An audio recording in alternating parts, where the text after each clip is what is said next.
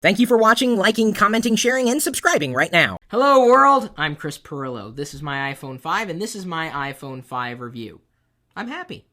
It's been a good upgrade. I've used every iPhone that Apple's released, and that's kind of the bottom line with an experience. As long as you're happy with your choice, well, that's all that matters. I've been happy with my choice, and that's what I wanted to share with you. My review, after having used this regularly, day and night for the past couple of weeks, ever since unboxing it live on YouTube. It's the black iPhone, 64 gig capacity, because I need as much space as I could possibly get for all the apps, because I am kind of an app addict, no matter what the platform happens to be. I noticed, even though I've got a jellyfish case on the iPhone, just a generic one, right before I started recording the video, let's see if I can get the reflection there, a piece of my wife Diana's fingernail polish had somehow made its way in between the case and the iPhone. I'll take it out later. I just wanted to throw that in there just to have fun. And that's the thing. I like having fun with my gadgets. And this has been fun to use.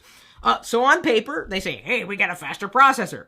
But you notice the speed bump. It's not just on paper. It's a noticeable improvement in speed. Whether I'm using an app, I notice it's faster. Or even switching between apps.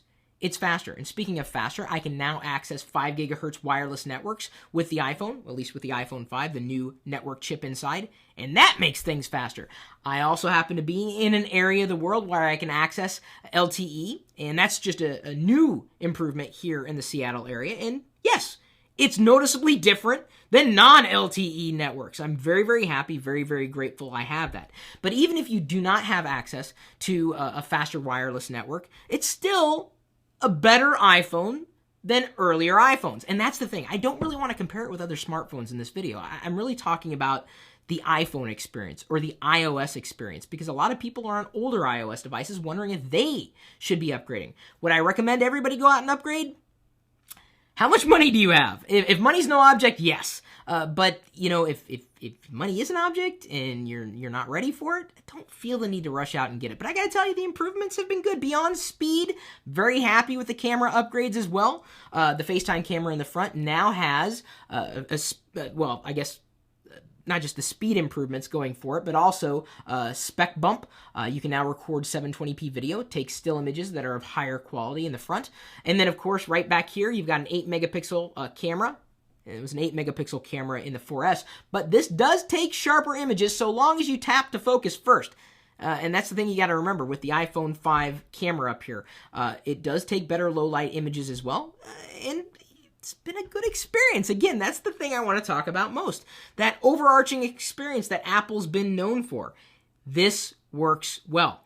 Battery life is also improved. I have not charged up the device in hours, and after using it regularly, I'm still at 17% battery life.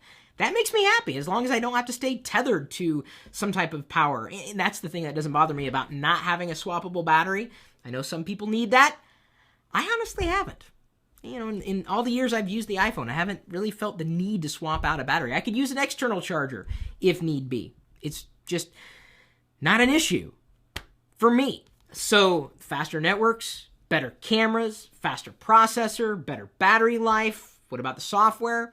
Well, even though not every app has been updated to take advantage of the taller screen, it's nice to see that I don't notice so much as I might have noticed before. I happen to have a black iPhone. I think it would be more noticeable if the chrome surrounding the screen were white. So the black just kind of blends in with the top and bottom or the sides of the iPhone, the actual hardware itself. And so it's made it not as noticeable. The screen is clear. That's one of the reasons why, even though I have a case, I do not have a screen protector on my iPhone 5. It's a beautiful screen. It really is. And here's the thing. I could talk about it till the cows come home, but what you got to do, and I'm serious about this, go into an Apple store. Okay, if you don't want to do this, talk to a friend who has an iPhone 5, assuming you have a friend with an iPhone 5, or anybody, really. Pull up the same image and do a comparison. You should see a difference. For better or for worse. I don't know which phone you're going to compare it against, but this is a super high quality display on a screen. It's beautiful. And I'm not the only one to say this. LED and LCD experts have come out and said, dude, this is a really good screen. It's a good screen. I like it. It makes me happy. It's so happy I don't even want to protect it, even though, yes, the smudges do drive me nuts. Yes, I am just as happy, and I realize it's odd to say, just as happy with a 3.5-inch screen on the older iPhones as I am with a 4-inch screen. It's taking some getting used to. I can swipe my thumb mostly around the screen, but I just have to hold it differently. I'm just as happy with a taller screen as I am with a shorter screen. And I think that's okay to say. It's been a good experience overall. Fast, it's been better, clearer. What else do you want to know? I've been happy, and I think other iPhone 5 owners have been happy as well. Yes, there have been some software glitches. Of course, it's going to happen. Nothing, despite what anybody would say, is perfect. Have I had issues? Sure. Have I reported the issues? Absolutely. The thing that I got to keep in mind is I'm just looking for that, what's the best thing for me? Well, right now, for iOS, the iPhone 5 is hard to beat.